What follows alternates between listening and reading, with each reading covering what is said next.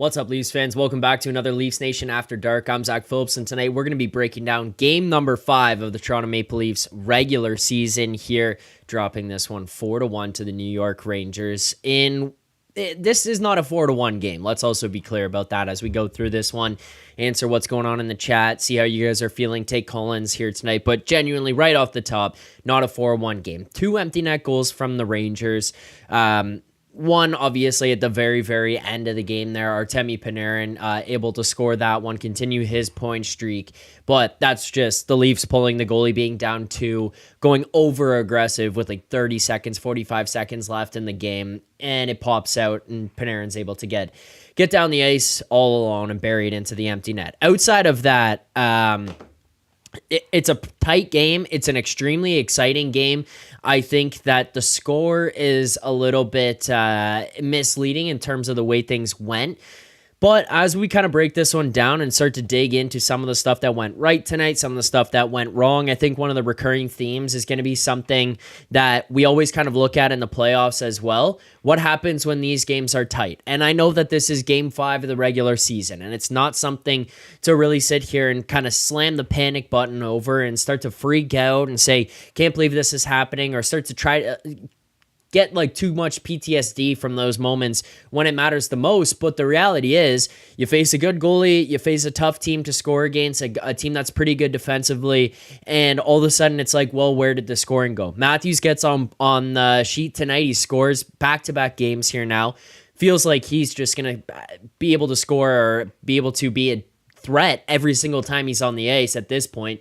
You look at how many chances he generated here tonight. Austin Matthews finishes the game with 9 shots on goal. William Nylander himself finishes with 8 shots on goal. Like, you see tweets come out after the fact. Jonas Siegel, Austin Matthews, and William Nylander combined for 17 shots on 26 attempts.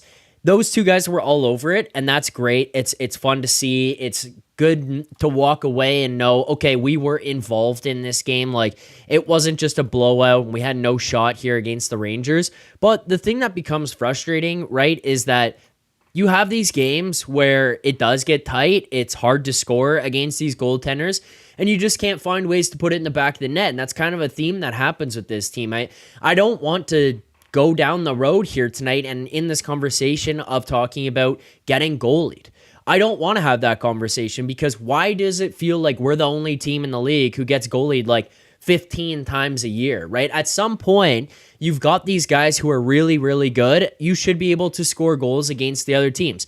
Ryan Hillier there says, Hillier, sorry if hopefully I said your name right there, but he says, Igor was really good. Yeah, he was really good. I'm not taking away from that at all. You know who else was really good? Anthony Stolarz. He was really good here tonight. Look at his stats. Look at the way he played. 25 saves on 27 shots. He also put up a .926 save percentage. Shesterkin at the other end just had 34 saves on 35 shots, finishes with a .971. A couple of those he gets lucky, obviously. There was a Domi post. There was a couple others that just trickled through him. The Nylander one where it looks like he's going glove, tries to beat him 5-hole, bounces off the bottom of his pad, and it just misses the outside of the net. Like, those are just unlucky plays, unlucky situations. I'm not really worried about kind of the chance generation and how they played. It just feels like a recurring theme or a recycled theme that you get into these games with these tough goalies and you can't figure it out. You can't find ways to score on your opportunities. And that, I think, is what becomes frustrating about some of this stuff when you kind of take away from it and take a bigger approach of just how this team has performed traditionally and how things have gone in the past, and then carrying it over to tonight. You want to kind of get rid of that. You want that to not be the case anymore. Like, yeah, you scored 1 goal here, and yeah, Shesterkin was really good, but you can't find a way to get to 2. You can't find a way to get that second goal. Like, you have to play a perfect game defensively in order to win. That feels like unfair to your defense and your goaltender for that to be the case on a nightly basis. That would suck if that's going to happen regularly. And I mean nightly basis in the playoffs. Obviously, when you go through a 7-game series, you're kind of looking, saying, hey, we got to play perfect defense. Nothing can happen, because at the other end, if the other team is even slightly good defensively, we can't score. That's something you want to find ways to get rid of. And this might be a different year. It might have just been something that happened here tonight, or you say, we can't dig into this too much and panic too much about it. Regardless, it is something that we've seen out of the team in years past. So I think that, as Francesco says, Leafs, same shit. That's one of those things where it's like, hey, we see this out of this group before. Do good. Dang, was a good game there for a minute. Shitty ending. Yeah, it was a really good game. I do agree. It was a really good game. It was an entertaining one. I'm not taking away from any of that. There were just other things that we kind of look at and say, hey, you know what? It's tough. Like, you got to figure out ways to score. Donnie saying the Leafs are the only team that gets goalied.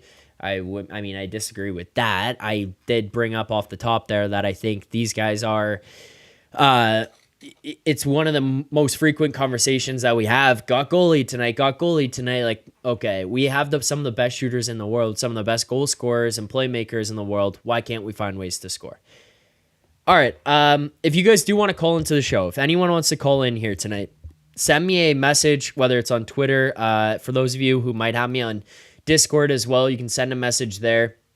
Happy to take your calls, hear from you guys here tonight. If you look in the description of the show, you will find in there's a link to call in. You don't need to be on camera. You can just call into the show, click the button, join the room, send me a message, say who it is, and I will let people in here to give your thoughts on tonight's game and everything that went right, what went wrong, whatever it may be. You guys do that. Send me a message. Happy to have people join into the show here tonight, join into the program. This is obviously geared towards fans as well. If you're watching, hit the like button, subscribe to the channel, turn on notifications.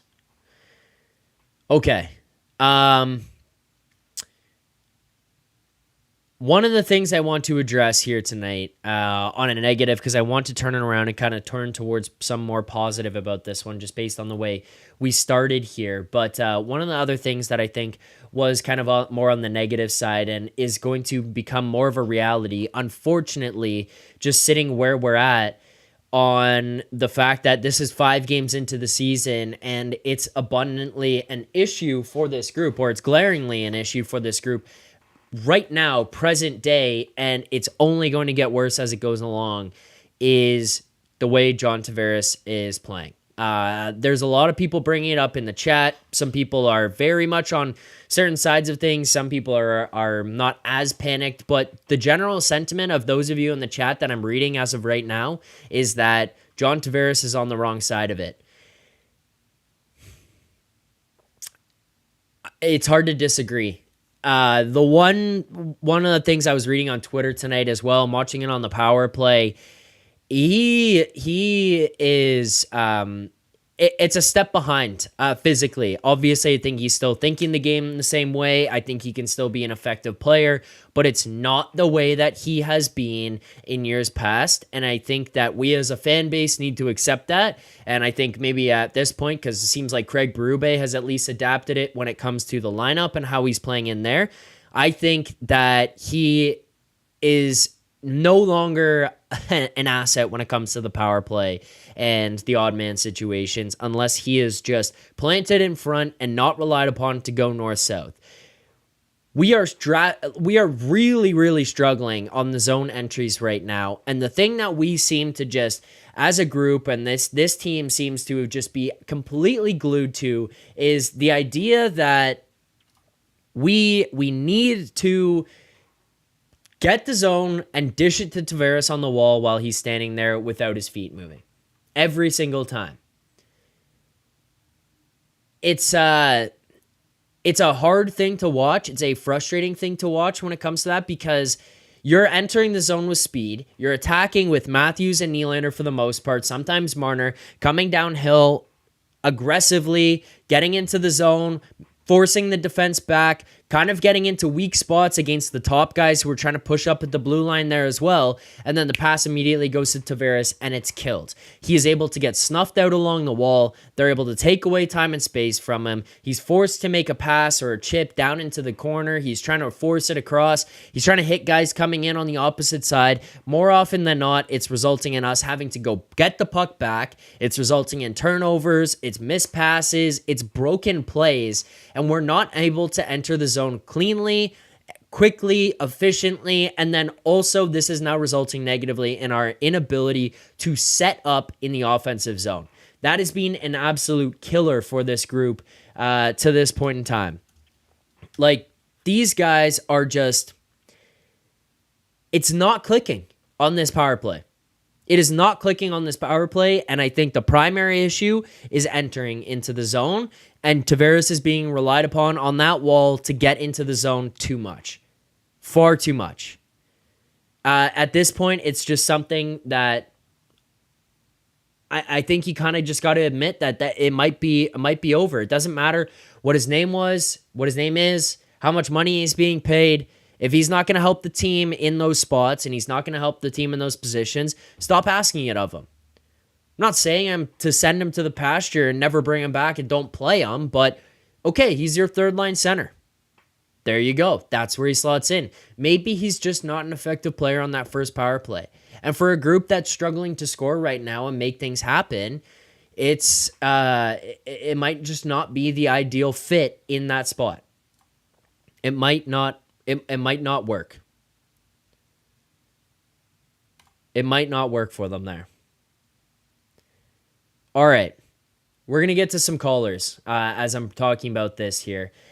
Breaking down the power play, JT. I have some strong opinions on Tavares. People in the chat are talking about JT, the face-offs. That's what you need him for. I see Ryan talking about a top 10 in the dot last year. There's a lot of differing opinions. So I want to reach out to you guys and see what you guys think about it, how you would deploy him and how you would use him. But as we get to that, as we get to our first caller, I want to let people know that this segment is brought to you by Square. If you run a restaurant, you're too busy for this ad, you're thinking about how to get more orders flowing and new locations opening. You need to get more customers and keep them coming back. So really, you're already thinking about Square because Square Restaurant Tech helps more than 400,000 restaurants do all those things and more. So when you're thinking about your restaurant, think bigger and think Square. Go to square.ca and see why Square is big in restaurants. Make sure to head on over to Square. Check that out as we get to our first caller of the day here. I want to welcome to the show, I think here for the first time ever, welcome to the show, Mandalorian. That's the name that was sent in the chat. Mandalorian, how's it going? Good, Zach. How are you doing? You hear me? Oh, I'm not sure if I can't hear or if no one. Oh, there we go. That's the issue. There you go. Mandalorian, try again. Do you hear me now? There we go. We got you. Awesome. How's it going? Awesome. Good, Zach. How are you doing? I'm doing all right. I'm not upset with the game here tonight. I think that there's some pretty clear issues with what's happening with the team, or not necessarily issues. I don't want to say that like panic things, but there's pretty clear things that we can point to on a consistent basis now that are kind of standing out to me. And one being John Tavares's kind of inability to keep up with the play and keep up with this group right now. Is that something you're on the same page with here, or is that kind of something I'm just an opinion I'm holding on my own right now? No, it's pretty clear. I was just thinking about it, about what to do with him. I mean, does he really belong on the third line? Because the third line is supposed to be a more defensive line. That's not really his forte. But right now Domi is doing well with Nylander on the second line, and McMahon. That they were great again, to be honest. Yeah. So I don't know. It's kind of a conundrum. I don't know what the heck to do with JT at this point. I mean, he's valuable enough. I mean, you have no choice. He's on your roster. He's got one more year left on his contract, or less than. Yeah. I don't know. It's a perplexing thing. Maybe try him on the wing, but then you need a third line center guy. Yeah. But that's and then we have Pacioretty's missing. What's his future? And it looks like pretty quickly now the Leafs may be dealing with some depth.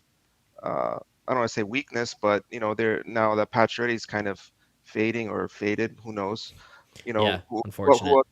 who else can you draw from at this point? But I know these games. The Leafs had a lot of grade A chances, and when they're not dropping, like when you get the chances and you don't score, I know immediately that they're going to lose the game because those chances won't come back. And lo and behold, the other team comes in and they capitalize on their chances. It's just, I don't know.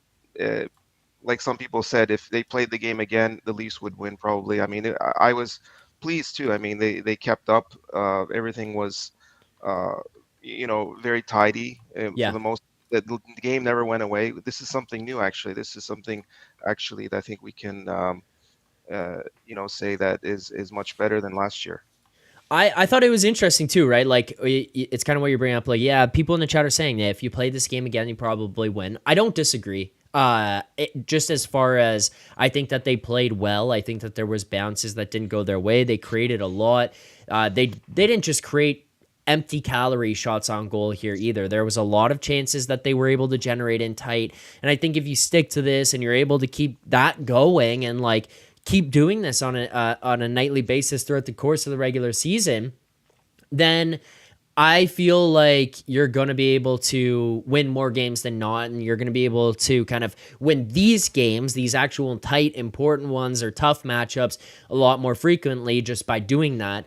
It just always feels eerie to me like this is just shades of the past. You get into these tight games in the playoffs, Tampa, Boston, whoever it is, Florida that you want to look at that we've played over the last while.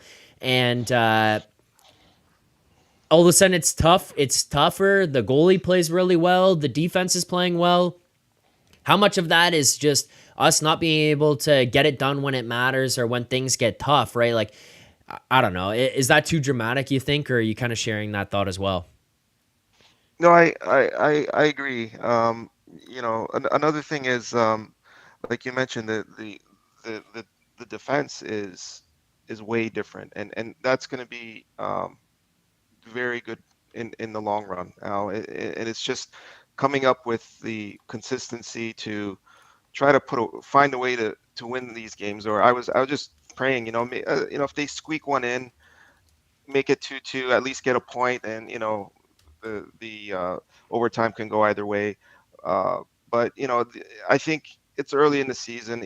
I guess it's just you're not going to win all these games, but it never got away. It didn't seem like they had bad habits. There was one or two. I think Riley gave one up like a grade A that almost put away the game earlier for the New York. But uh, yeah, I mean overall, I think they played well. Stolar's almost got. It looks like he was injured or something. I was like, oh my God, what's gonna happen now? I But know. it looked like it was just a stick or whatever. But it's very strange, and I've never seen that before. Um, Yeah, that was strange. Anything else worrying you about this team right now, or any takeaways from tonight's game here, Mandalorian? No, the only worry, like I said, is just executing. I mean, they had grade A chances. I mean, they had Robertson had one, Nylander had many. Mm-hmm. Those have to fall, and maybe it's just an off night, and then the next night they'll all fall in. It's kind of, but it's just getting that consistency, Yeah. um, and it's too early to say one way or the other. So hopefully, we'll see better effort. Yep, I would agree. I think effort was there tonight. I think execution was something that was certainly Yes, you're right. lacking. You're right. So frustrating from that standpoint. But it was still like, hey, you know what? This is 4-1 is not the result. No, it's a Not 2-1 game. yes, it's a 2-1 game. 4-1 was not the deserving result. It's a Nylander pass to JT that just gets away from him there, where everyone's pressed down with the goalie pulled, and the Rangers take off the other way, are able to score, and then a late one where you're over aggressive down two and you go pull the goalie again. Like that's what you have to do in those situations. Not reflective of the way the game was played tonight. I thought the team played really well. It's just just unfortunate. Yep, I agree. Anything else you got for us here? No, we'll see what happens this week. They have a back-to-back coming up. We'll see how that goes. Monday, Tuesday, correct? Monday, Tuesday, Leafs upcoming games here for them. As far as things go there, let's say this. Okay, give me a prediction for Monday night's game before you get out of here. Monday, who do we have on Monday? Remind Tampa me. at home. Tampa at home. I think we take Tampa, and I think we take the back-to-back. Actually, it just Win seems like both. I think so. I think they'll find a way. Me being the optimist, because I think they're not going to like what happened tonight. I think that's fair. I appreciate the prediction. 2-0 Monday, 1 win against Tampa. Tuesday, a game against Columbus. Win that one out. It'll feel good. Well, Mandalorian, I appreciate you calling in here. I like the name as well, by the way. I saw that. I thought that was pretty good. So appreciate you calling in, giving your thoughts on tonight's game. Hopefully you enjoy the rest of the stream. Thank you, Zach. Thanks for having me. See you. Yeah, anytime. There you go. There is the Mandalorian calling in here tonight. Ryan, I hit no camera now. Won't let me join. How do I fix it? Not entirely sure. I'm not going to lie to you because most people have just been able to join no camera and it was no issue. So hopefully you can get that figured out. You let me know. You try again. See if you can get that to go. Yeah, I mean, I'm not like panicked about this one. It's also a fun game. I'm not walking away frustrated. There was a lot of chances that were created, a lot of chances generated. One of the things that I think I brought up the Tavares stuff. I brought up where we were at with that. I think there's a pretty clear solution, and I think it's Matthew Knies. I think he's been pretty incredible to this point in how he's played so far this season. I do want to make sure to get to all the stuff you guys are talking about in the chat here. I want to make sure that we can continue to take more calls if anyone else wants to call in. If you look at the top of the chat, there is a link pinned there. You guys can call in there. I know some people have me on Discord. Send me a message if you want. But in the description of the show and pinned in the top of the chat, there's a link. You just go in there, send me a message to say who it is that has joined, and I'll try to let you guys into the stream one by one here to give me your thoughts on tonight's game. Before we get to anything else, I want to get to a super chat that was sent early on here, and I have not yet addressed. So let's do that.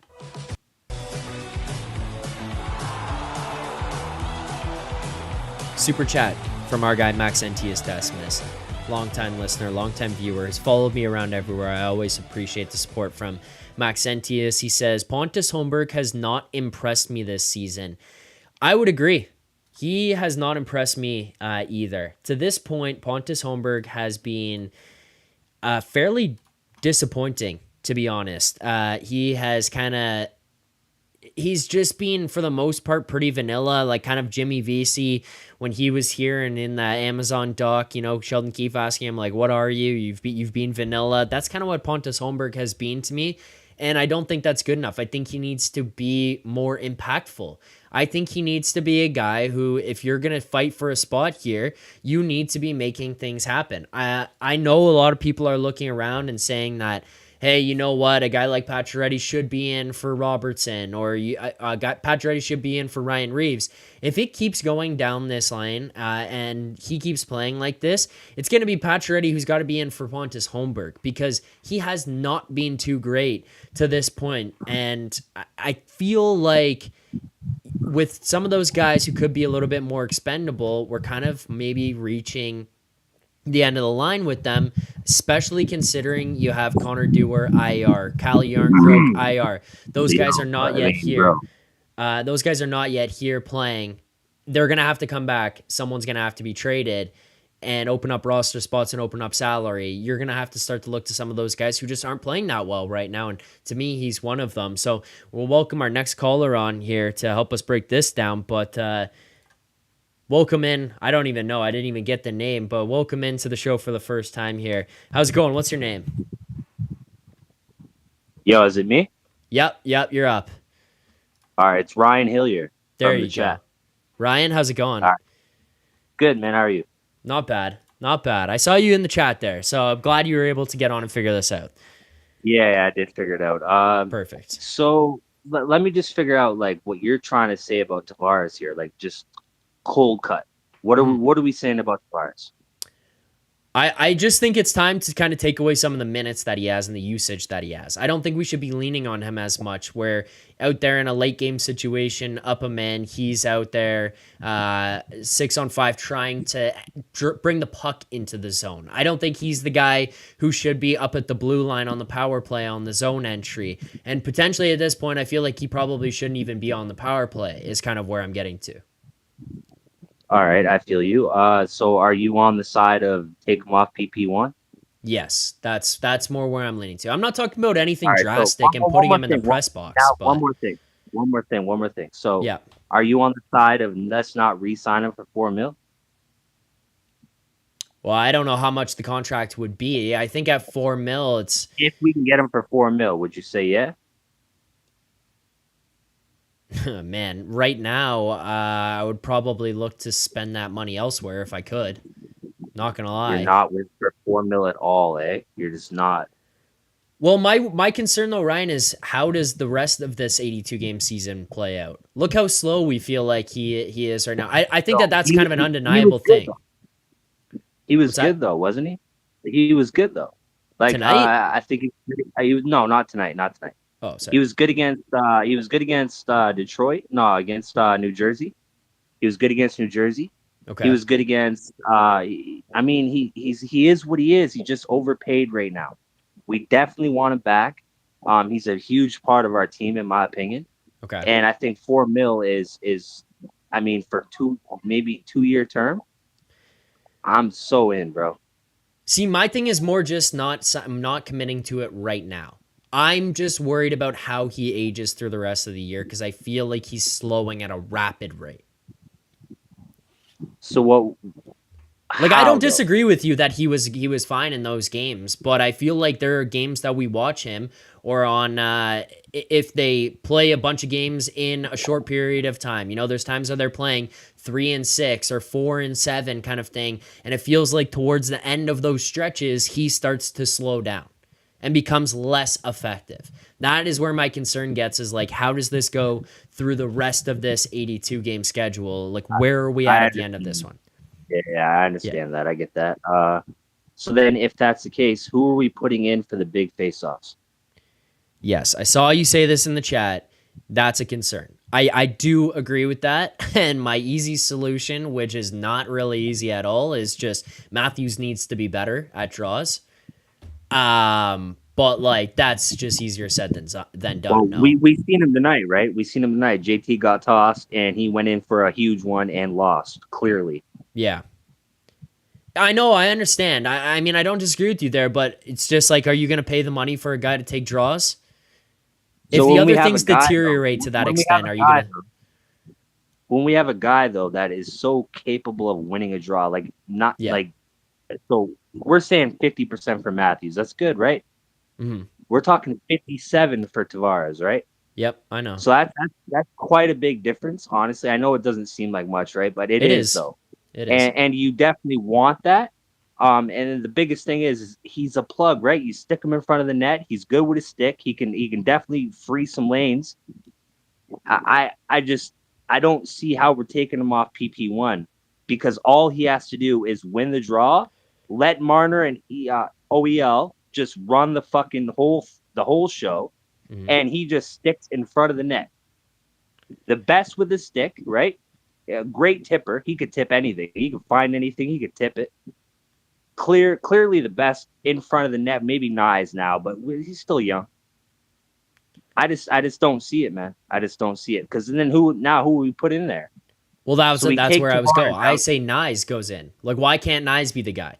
Like, you're gonna pay $4 million or potentially around that point for the draws. Like, that would be it. True. Right. I would say we don't want to price Nyes out, number one, because if he starts getting some big PP usage and goals and stats will come with that. Yeah, but fair. aside from that, I just feel like stick-wise, we seen that was a nice toe drag from Nyes tonight, right? Mm-hmm. Nice. He didn't close it. And I think I've seen that exact play from Tavares, and he closes it. Yeah, my thing would just be again that the age and the deterioration. Like I understand with what you're saying. Like right now, I just look at a guy like Nyes as a guy who is coming up, who is energetic, who is injecting life into some of these lines, who is making things happen. And I feel like there's a lot of stuff that he's doing in his game that a guy like Tavares can't do. And I would rather see him into some of those spots, being the guy getting that experience, those reps, those opportunities at this point in time. And I personally just don't care how much Tavares is being paid right now. I understand, but like, it's just push him to the third You're line, right, push bro. him out a You're little right. bit. That's it. You're right, bro. In a perfect world, when we had all the cap space in the world, in a perfect world, we develop Nyes that way, bro. He's gonna get priced out like we've seen. We've seen this 3 times already. I know. I mean, I can't even fight back on you on that. It's the price is concerning, yeah. But I'll push this back on you on this one then. Would you rather put a guy into a spot to develop him right now, deal with him getting to that price and just saying, fuck it, we'll have to pay for it. We'll have to find other areas to cut to keep this guy because he's now so valuable and developed so much and matured and learned how to fit into these spots and become that guy who is so important to this team? Or would you rather kind of have to hold him back and slow down the development just to kind of get that price? Like that's the other thing. Like if he can help you win now and help you win a cup and push more towards that end goal that we're all looking for, would you not prefer that be the case and not worry about how expensive he's going to be? So I'm a little bit traumatized from the Dubas era, right? We've seen him not make that signing, so we're looking at 5.5 for Hyman, right? We couldn't even afford that. Hyman, I think, would be the superior version of Nyes. I don't know if Nyes will ever reach the Hyman level. Maybe, I hope so, but at the same time, it's not so like he's going to be an overrated player that we're not going to give him 6 million, man.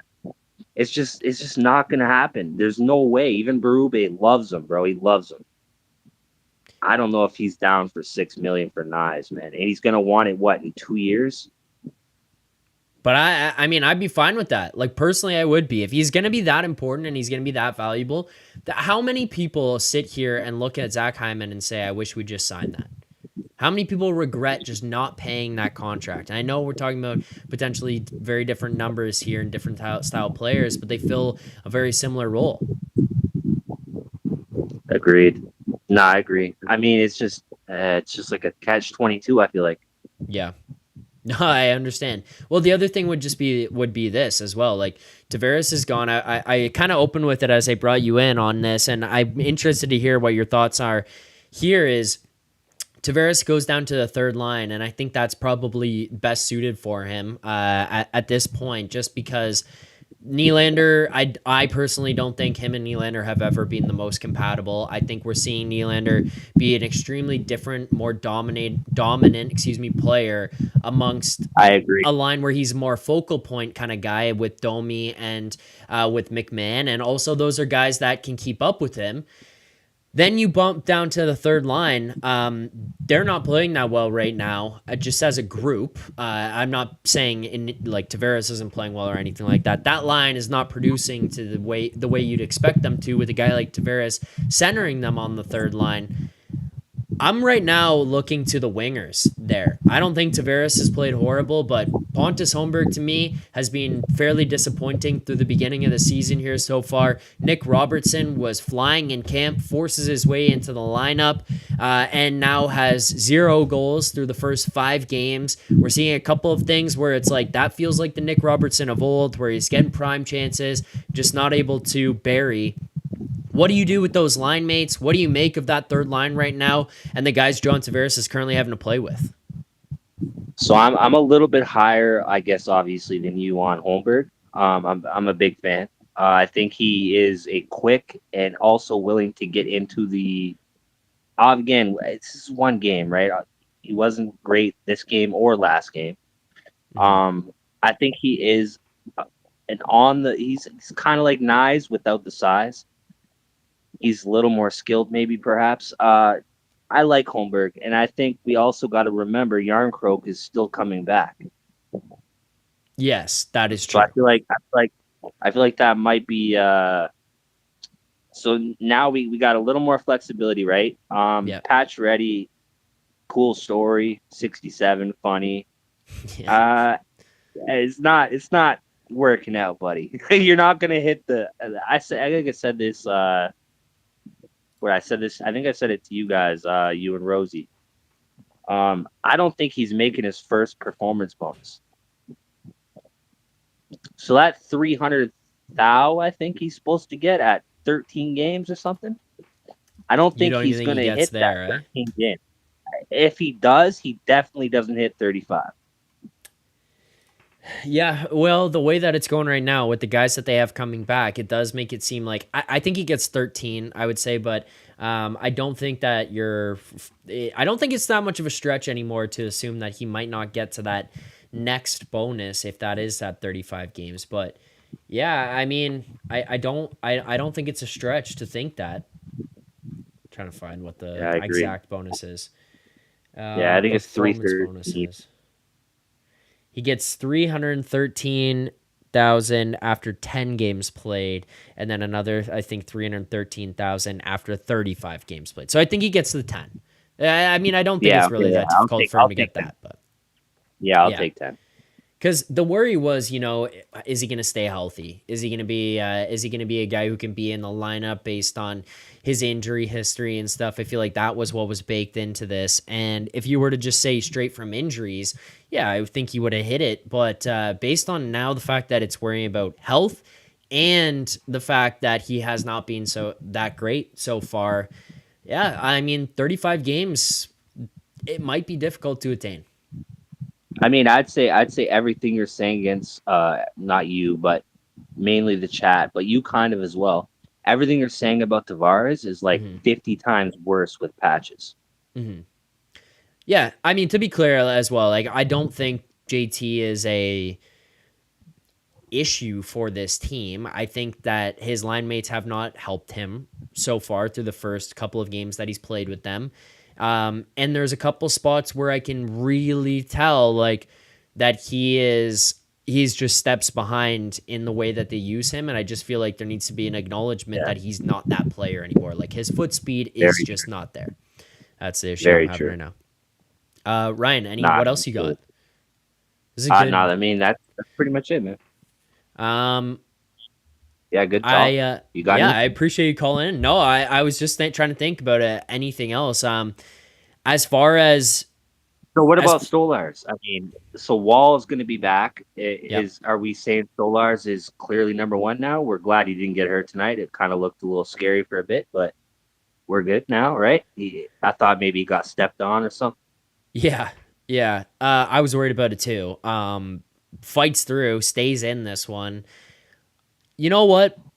I think he's the one. I talked to Carter Hutton about it the other day. I've done some other appearances. I listen to Nick and Rosie every morning as well, and like anybody that comes through there, talk about it on the show.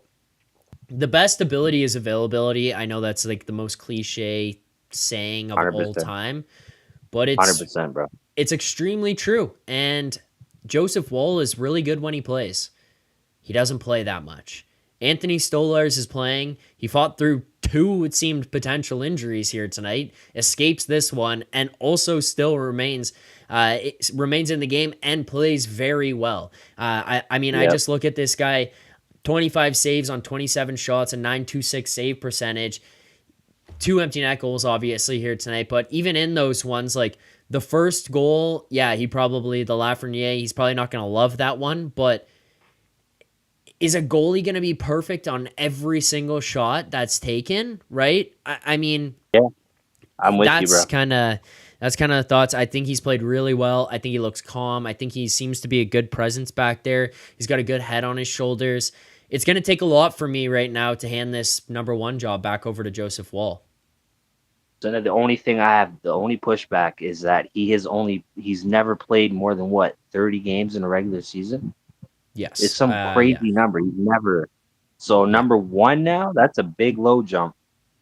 Yeah. No, I know.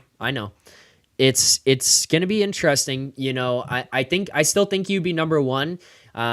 We'll see how it goes and if he's able to handle the heavier workload. But I think in today's day, like, you don't need a goalie to play 70 games, right? 65 games. If he plays 45, 50 even, or even on the higher side of 40, He might he get can hurt. still be your number. He might get hurt, yes, but if if he doesn't, then I think he can still be your number one. And Joseph Wall has kind of concerned me. And then if you get to the playoffs, like, the other thing would be, look at Allmark and Swayman. At some point, one of those guys, they would have looked at them in Boston and said, "Hey, that guy's never played X number of games." And then they do, and then they're your number one, and Allmark's now number one in Ottawa, right? Like, Yeah. you have to see it to kind of see if they can do it and if they can handle it. There is a little bit of concern there about his ability to handle that workload, and then on the flip side, I feel Wall. like But yeah, the main thing, bro. The main thing I would say is that I'm not confident in throwing Hill the Beast to the beast right, right yet. Like I don't want to see him with 20 games this year, man. right, I really don't. I don't think he's ready, and I think he's just confidently not ready for the job yet. His skill and his they're two position goalies, right? And then Joe Wall is kind of like more the athletic kind of guy.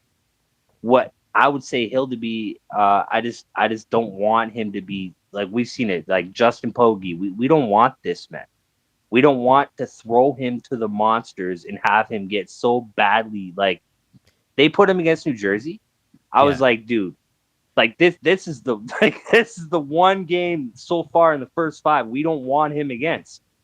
Why are you throwing him? He played really well, but man, I dusted my hands after that, and thankfully, and then now we got Stoli almost hurt. We got I would say, Walker though, back. I would say with Hildeby, I will agree and disagree with you on this. So where I agree with you is that I don't want to throw him to the Wolves and have him just magically have to be the backup goalie, and, like you said, take on a larger workload. What I would disagree with is that he looked really good in the preseason. He looked really good in camp. He's getting a lot of praise from not just other people on the team, but other people in the organization about the way he's played, the way he handles himself, all that kind of stuff. And as you mentioned, he did go in that game against New Jersey on the second night of a back-to-back on short notice and looked really good. I agree that I don't want to Really good, just throw him to really the good. Wolves and say, hey, you have to be in here for 30, 40 games and just force him to figure it out. I think the Pogge reference is funny because I understand exactly what you're saying. But my thing with him would be like, you're not relying on him to be the number one. So if he gets opportunities and can get into games and gain some NHL experience without having to be under the pressure of you have to be the number one, you have to figure this out. I mean, I don't mind him getting the experience and getting into games. I think my biggest flaw would probably be as a fan, I'm trying to protect our players too much because I've seen Right. so much disaster going on that Right. maybe you're right. Like we have to eventually just throw him out there, bro. Like it has to be done. Like, just seeing what he can get. That's kind of the only thing I'm saying to you is like, I agree. Let's not ruin him and make him play 40 games and be like, hey, rookie, get in there, like, save us. But yeah, if he's got Garrett to go Sparks, in as the that's another one. backup, that's fine. Garrett Sparks, right? That's a whole nother one, bro. Great player, phenomenal AHLer. He gets to the NHL, we get him shell shocked. He's never the same again. Mm-hmm. All right, Ryan. Anything else for us here before you hop out? Nah, that's it, man. Good call. I appreciate it. Thank you for calling in. You're welcome back anytime. Love you, bro. All right, there you go. Thank you for calling in, Ryan. Talking about tonight's game and also giving a little pushback on John Tavares, which I do appreciate. Not everyone has to agree with everything. Not everyone has to agree with where I'm at on certain players and how I feel they best fit into this. And if you disagree, you can call into the show. That's the beauty of this. There is a link at the top of the chat. There's a link in the description. You guys click on that, call in, let me know your thoughts. I'm happy to have more people to call in here. Michael says, give someone else a chance to call in. Go for it. Hit the link, call in, send me a message. Let me know who it is. And I'll let you guys in here to break down tonight's game. I'm happy to hear from people following this 4-1 loss to the New York Rangers in game number 5 of the regular season. 4-1 loss, game number 5 for this Leafs team, moving to 3-2 on the year. The Rangers, on the other hand, 4-0-1 for them, off to a absolutely rockin' start. I got to address a couple of things here that we missed while we were having some calls in and people trying to get people in and out of this one. As we go to it, let's get to our next super chat here.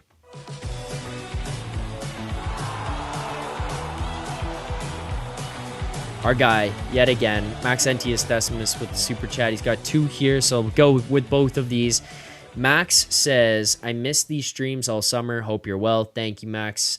I miss doing the streams. It felt weird, right? Like in the past, I've done the other channels where I'm pumping out videos and things all summer long and kind of trying to stay with that. And I mean, I was up to date with everything the exact same way I have been in years past as well. It was just a different experience, not doing videos and live shows to the same extent in the summer. I missed it more than ever. This is the one I was coming into. I'm like, I cannot wait to get back on the air, talking about this team, doing post games, talking with Nick and Rosie and all the boys, just breaking everything down and hearing from you guys in the chat as you guys call in here and give me your thoughts. So yeah, I missed it as well. Hopefully everyone in the chat had a great summer.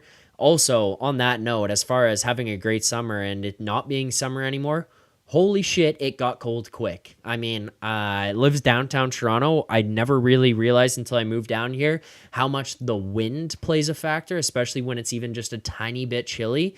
And tonight was nuts. Or the last week, I guess, has been nuts. Like you just go outside, the wind is howling. I've got furniture out on the patio, the balcony here, and it's blowing everywhere, smacking against windows. Crazy. It gets real cold real fast here.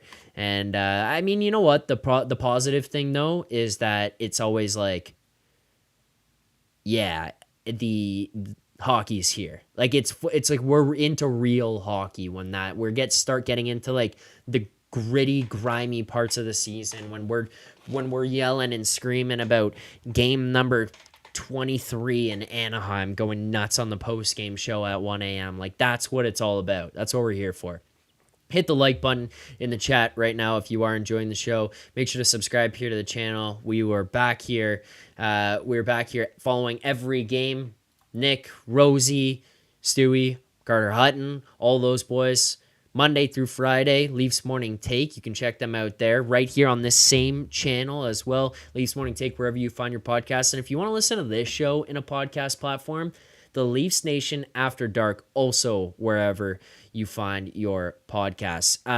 Another super chat here as well. I want to make sure I get to this before we move on. Max Sentius Decimus, another one. He says, Hyman is mad inflated because McDavid, let's be real.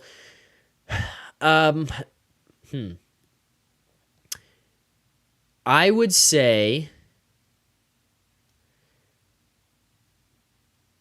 I mean, I don't think he's like overly inflated. I think that the thing is I see a comment in the chat here I got to get to as well. I see Hyman as being a player who is really effective in top lines, does gritty work, is able to get to the front of the net, is able to create things, is able to win battles, and get pucks to players who should have them. He is also able to capitalize on opportunities when they arise. Do I think that there is a slight bit of over inflation on him? Max, yes. What I would say is that the overinflation, though, would come that he doesn't drive his line.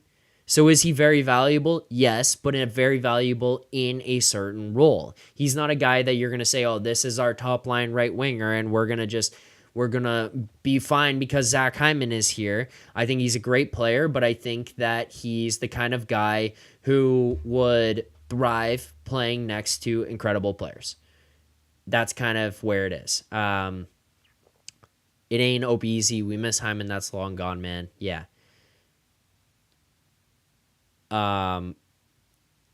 David Riggs, 3-2 is a horrible record.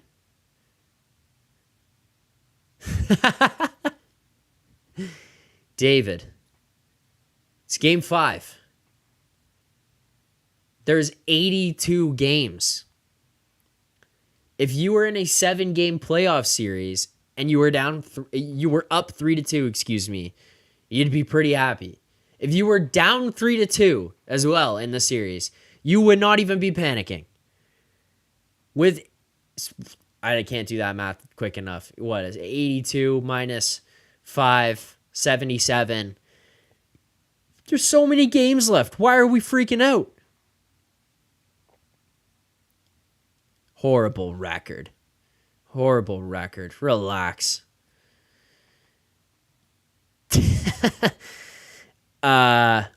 If anyone else wants to call into the show here tonight, you guys are more than welcome. Make sure to hit that link in the top of the chat. Subscribe here to the channel. We're almost at 50 likes here on the stream. Get to 50 likes. Let's try to get it to 100 tonight. Why not? I mean, it's like about a third of the people viewing the stream right now have hit the like button. That's just not enough. Come on, hit the like button. Less than a third, I guess. A quarter of the people who are watching the stream have hit the like button. So get to that. Hit the like button. Let's talk about another issue. I think the second line is very, very good. I am very happy with how this second line has looked so far, how dangerous the second line has looked to this point. Max Domi needs to shoot the puck. I am not the first person to say this. I am not the first person to be frustrated about this or to bring this to the public's attention. And this was discussed by people on the team. This was written in articles by people I've read over the last little while. This was discussed by the coaching staff publicly that Max Domi needs to shoot the puck more. I love the second line, but holy shit, they need to shoot the puck. There was an opportunity. I don't know if I can show it or what I can show. There was an opportunity for Max Domi on the play across from William Nylander to him on a 3-on-1. Bobby passes the puck up to Willie, takes the high guy spot on the triangle, passes it across to Domi. Shesterkin was way out of the net. Shesterkin was on the opposite side of the post when the puck was passed across. He has to make a mad scramble to get back across to Domi. And for whatever unknown reason, Max decides he's going to pass it back across to I read that name in the chat. That's why I said that. That was an accident. To William Nylander on the other side. Or Bobby McMahon. I don't even know. But it hits a skate and it gets broken up. Max shoots the puck. Their line has been so good. They are creating chances. They are creating a lot of pressure. They're able to maintain the offensive zone possession, cycle the puck, win battles, get dangerous looks amongst those guys. He's got to shoot the puck. Mark bringing up there, Domi's ripping shots all night after he knows he made a mistake. I hope so. I feel like that's part him recognizing he made a mistake and part the coaching staff saying, Max, here's the iPad. Look at how wide open this net was. You need to shoot the puck. You need to shoot the puck. That's kind of just a negative I have on that line. I just wanted to point that out because that's one thing that has plagued the group for a while. It's something that we've seen out of these guys where they just they overdo it with these and try to get the perfect play at any given time, and it can kind of start to drive them nuts. It can start to drive us nuts. And you're not able to capitalize on opportunities. You're not able to score and kind of break free in some of these games where you need them to do so. And like that's one here tonight where we're talking about after the game how well this team played and how it could have gone the other way. You shoot that puck, it might be a different game. I don't want to spend way too long on it, obviously, but dear God, that was so that was nuts to see that happen. I could not believe he didn't shoot it. I could not believe he didn't shoot it. There's a photo out there. I want to see if I can find it to show you guys, but there's a photo out there. It's the most just insane thing I've ever seen. Let's see if I can pull this up here quickly, actually. Yeah, there you go. Like, it's, hold on. This one. I'll show you guys here. I think I can show this. Courtesy of Mostly Leafies on Twitter. Just tweeted a screenshot. Shesterkin is outside of the post here, basically. His ass is on the outside line. And Max Domi's got the puck here. Empty net. Pass back across. Come on, Max. We cannot be doing that. That's got to be a shot. I think he knows that, but can't have that. All right, let's get back to where we were at with tonight's game. I also want to talk about Connor Timmins coming back into the lineup. What we saw from him stepping back in for Timothy Lilljegren, how things went for Lilljegren in his last game, and Craig Berube deciding that he can't go again here tonight. It feels like they kind of just reached the end here. They gave him a shot. They're not going to let him kind of try to sort things out. Craig Berube, watching this, you can very clearly tell is not a fan of what we've got. What we've got in Timothy Lilljegren. He's making a little bit too much money there to be sitting in the 6D spot. If you're going to look on any given night at what you've got between Lilljegren and Timmins, and you feel like you could get the same thing out of either of them, at that point, when it's either of those guys, and one of them is making significantly more money than the other one and has been having some trouble here with this group, you're probably just going to lean more towards Connor Timmins. We talked about roster spots, contracts. We talked about where you get to with these guys, having Connor Dewar and Carly Yarncroke coming back, and what you need to do with those guys and the roster to fit them back in here. You're going to have to get rid of players. You're going to have to drop salary. You're going to have to change a lot of things to make it fit and make it work.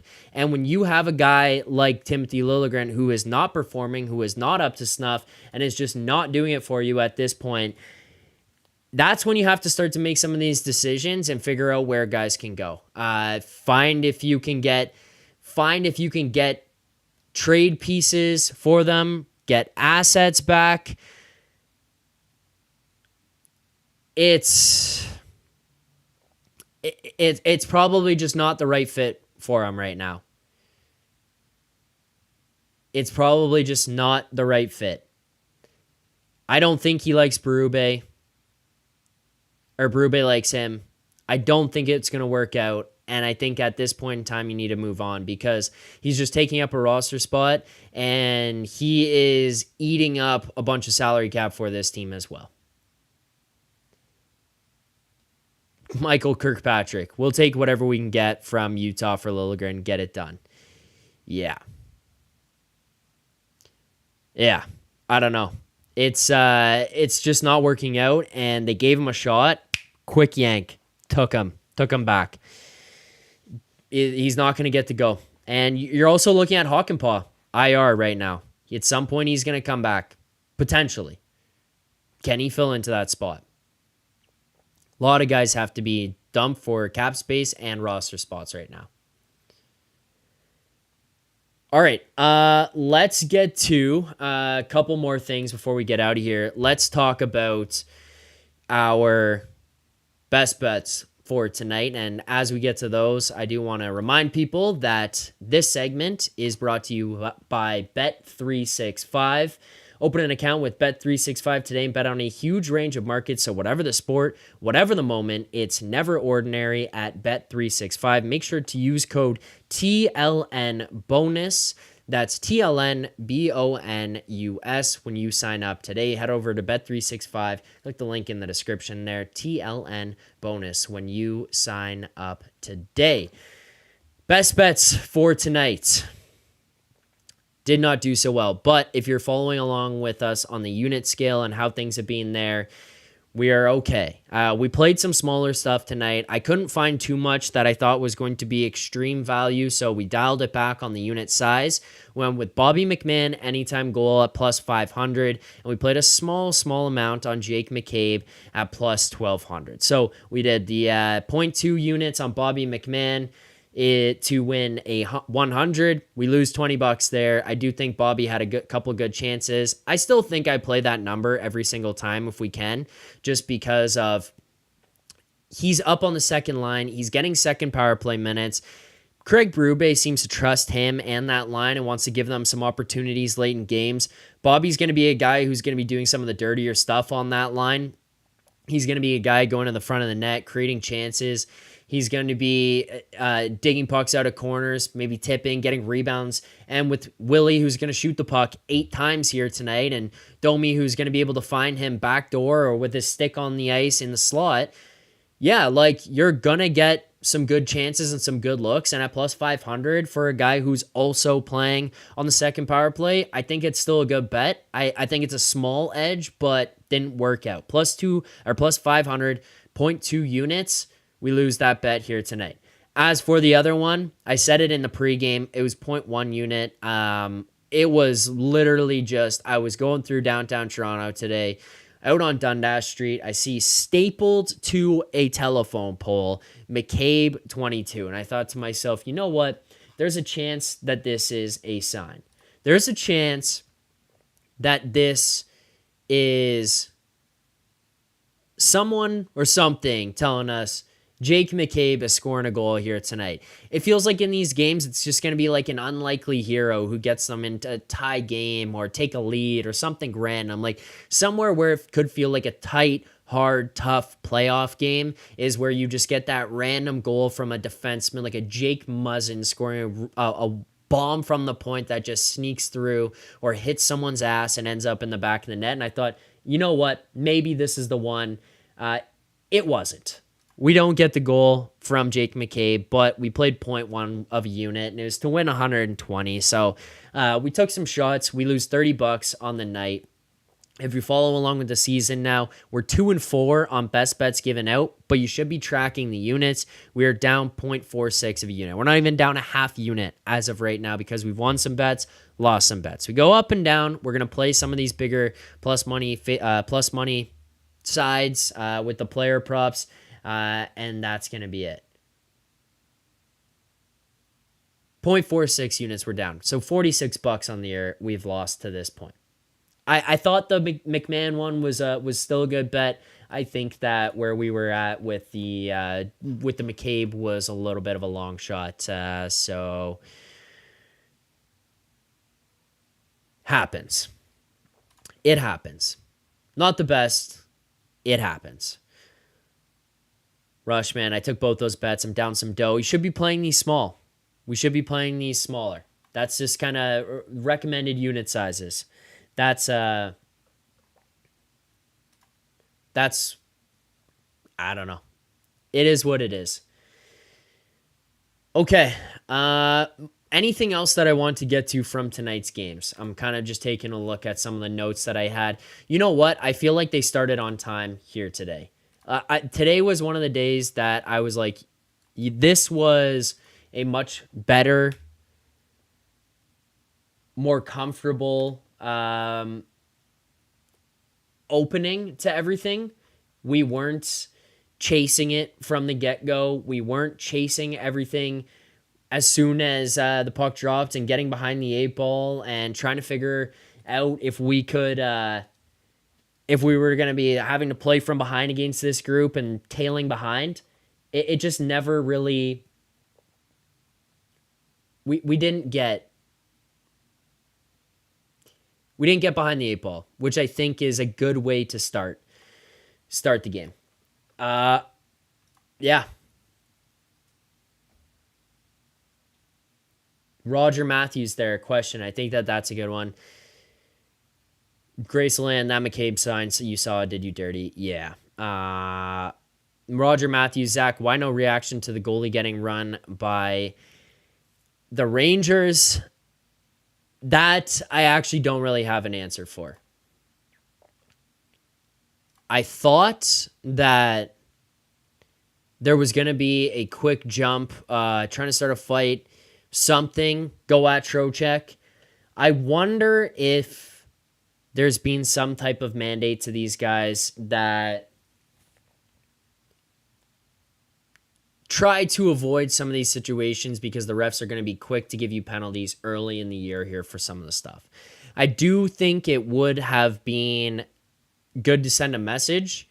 You are behind in the game. Berube potentially there at that point tells them, take it easy. Don't go,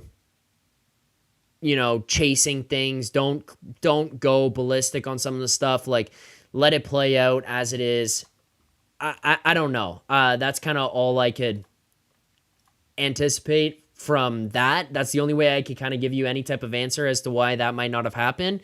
But yeah, I did think that they should have done something. But Chris saying, yeah, the discipline thing, yeah. Like, I thought they should have done something. They don't. It is what it is. Okay. Let's start to wrap this thing up here. An hour and 10 on the post-game show. I think that's pretty good. We did hit 50 likes here, so I'll do this before we get out, and I'll get to some of the final segments here. Play of the game, grade of the game, but we hit 50 likes. Let's do the smelling salts here. Thank you to everyone who did like the stream. I got 2 new bottles. I got this one that was opened up. This one is fresh. Stings. And I got this one, still lid on it, still sealed, haven't opened it. Okay, there you go. Whew. Let's get to the play of the game.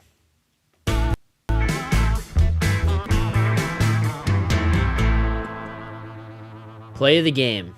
Play of the game for me here tonight is going to be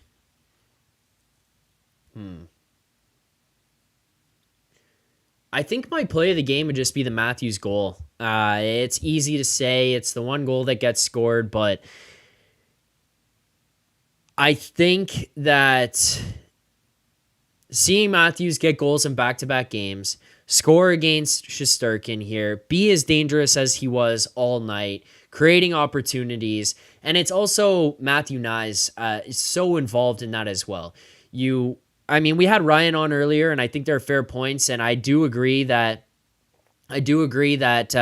Matthews needs to get better at faceoffs there because, yeah, JT is much more reliable with those, much more reliable when he's in the offensive zone, and you need a win, you need the puck, but Matthews wins that offensive zone draw. Puck goes back to the point. It's Nyes who gets in front of the net there, creates some havoc. Matthews goes down below the goal line, is able to win a battle against Adam Fox, who is one of the best defensemen in the NHL, beats him out front, and then Nyes ties up Keandre Miller, not with any interference, nothing. Just is able to tie him up, able to get in his way, able to kind of lock him down. And then Matthews comes out front and wraps it in. Great play all around. It's a pretty play to watch. It's also Matthew Nyes being so effective here. Being a big presence, being hard to move, being a nuisance in front of the net. Kind of all the reasons for me as well that I feel like he should be on that first power play unit. A lot of positives from him here tonight. That Matthews goal was pretty awesome as well. I think Stolarz played really well in this game tonight. I think that he battled through some injuries there. I was trying to read some stuff as well about what went on with his injuries, if there was anything coming out or any updates on any of the stuff. It seems as though he kind of just had a little bit of a PTSD moment from his junior days when he got cut with a skate. Jonas tweeting out, I think it was Jonas tweeting out, maybe it wasn't, maybe it was Masters here, I'm trying to find this, where he, I looked down and saw a skate inside my pad. I wear those cut-proof socks. I had an incident back in junior, so maybe a little PTSD there. I don't know if I felt anything or if it was the adrenaline again, so I kind of just wanted to make sure there wasn't any cut. I think that's fair. That one was definitely scary to Leafs fans as well. It seemed like there was a little bit of panic for him when that happened. You see a skate go into your leg. You can't see anything. You're also buzzing. You're probably not going to feel stuff anyways right away. So good for him to kind of take that minute. Play goes down the other end. Call it. Just call it. Say, hey, I got to check this out. I got to make sure everything's okay. Okay, let's get also to our grade of the game here now. As for the grade of the game, grade for me is going to be like grade's going to be a B. I mean, I could probably go up to a B plus, but it feels like it's a B type of game. Stolarz plays really well, 926 save percentage from him. Your power play goes 0 for 3 again. 0 for 3 on your power play. You scored 2 the last game, but not the best goaltenders in the net for the LA Kings. It's pretty clear that there's a drop-off for them defensively without Drew Doughty in their lineup. I know there was a lot of chances created. I know the deserve to win a meter is in the Leafs' favor, but it feels like I just want more. I want to see him. I want to see the big boys, Matthews, Nylander. I want to see them be able to score in these ones and just say, hey, screw it, we're taking over. Like, it's Chris Kreider, it's Lafreniere who scored for the Rangers on the 2. The power play is just so atrocious to me right now. I don't know. Like, it felt like a really good game, but I feel like there's certain things that are, like, stop at looking for the perfect play. On a couple of those chances tonight, we beat Igor if you don't look for the perfect play. You got a lot of shots. You could have had more, and probably some ones that could have had some chances. Like a prime example of, hey, shoot the puck is Ekman Larsson on the power play. He gets the puck across the blue line. On the last chance that he had where he walked across, he made a pass. He passes it across, and then all of a sudden, everyone on the Rangers is expecting as he's walking across, he's gonna pass it to Nylander or Matthews. He shoots it. Shesterkin never even sees it. It hits his pad, and that's it. Like, there were opportunities that were created from that. Shesterkin never saw it. That could have very easily been a goal. Shoot the puck. Good things can happen when you shoot the puck. Rebounds pop out, tips, deflections, whatever. Especially from some of those spots.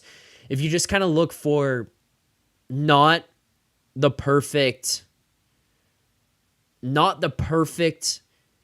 opportunity, then yeah, some of those you're going to get some better chances. All right, I think that'll do it for me here tonight.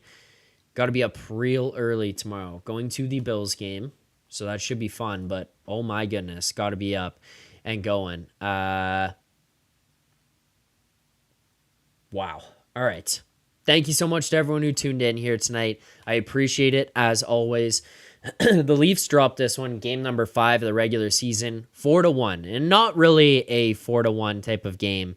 It was a 2-1 really game that just had 2 empty netters, very late, and never felt like this one was out of range or anything. So I thought it was a good game from this Leafs team. You can't get it done. I'd like to see them shoot the puck more. I want to see them bury some opportunities, but thank you guys for watching. Thank you for following along here for most of the callers. Thank you as always. Appreciate all of you guys in the chat. It was a fun, respectful chat here tonight as well.